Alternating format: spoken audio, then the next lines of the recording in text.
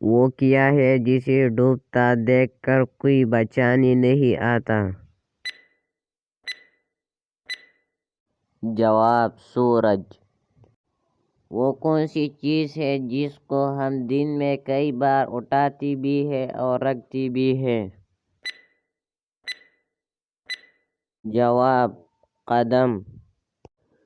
کون ہے جو صبح سے لے کر شام تک سورج کی طرف دیکھتا رہتا ہے؟ جواب: سورج مکھی کا پھول۔ رحمت کا شہر کس شہر کو کہا گیا ہے؟ جواب: مکہ مکرمہ۔